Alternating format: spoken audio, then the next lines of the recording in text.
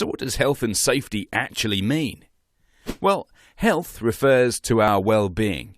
It means that we enjoy freedom from disease or infirmity and have a sense of mental, physical and social well-being. Safety is a feeling of security. We can work without fear of danger or injury. In an ideal world, we would create a working environment in which everyone feels healthy and safe from accident or injury.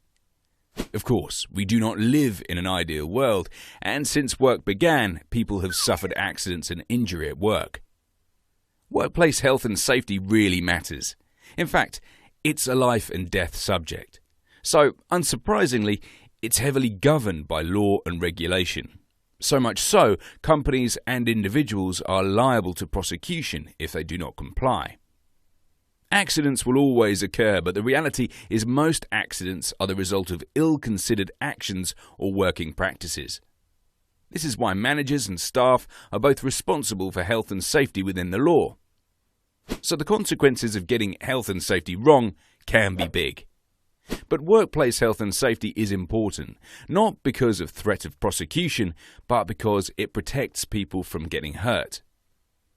Despite general improvements in workplace health and safety over the past decade, people continue to get hurt whilst at work. Statistics by the Health and Safety Executive show that between 2013 and 2014, 133 workers were killed whilst at work. An additional 1.2 million working people suffered from a work-related illness, and 28.3 million working days were lost due to work-related illness and injury. However, numbers only tell part of the story.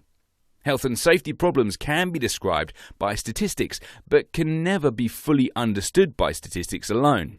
As humans, we see the numbers, but believe that it will never happen to us and continue to work unsafe. So why do we do this?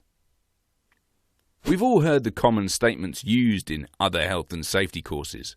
All injuries are preventable, or safety is just common sense. When you hear these statements, you get the idea that working safely is easy or comes naturally to us. Nothing could be further from the truth. In fact, it's often more convenient and more common to take risks than work safely, and past experience usually supports our decisions. In Scott Geller's best-selling book, The Psychology of Safety, he explains that the common attitude of "it will never happen to me" is developed from our actual experiences over time. This is because, thankfully, risk-taking is rarely punished with an injury. Instead, it's consistently rewarded with convenience, comfort, and time saved.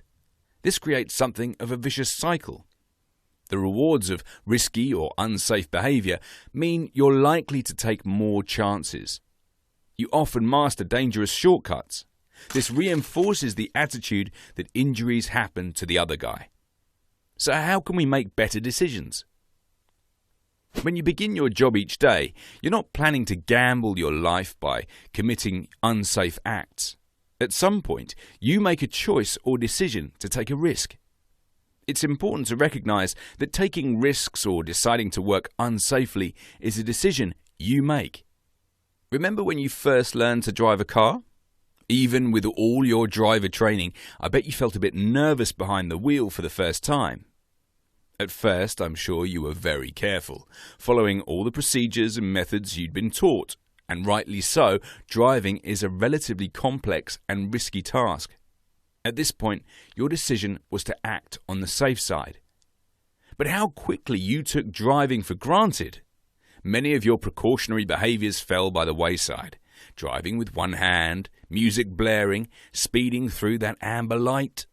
We do this because the task becomes familiar through repetition and there's no perceived consequence.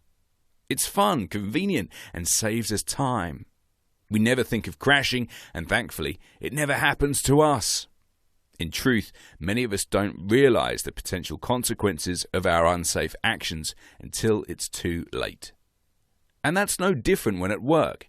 In the workplace, different hazards and accidents have different consequences. People working in different types of job obviously face a range of different hazards. But there are a range of common accidents and injuries which occur across all occupational sectors. So it's important that you can recognize workplace hazards and learn to manage the risk.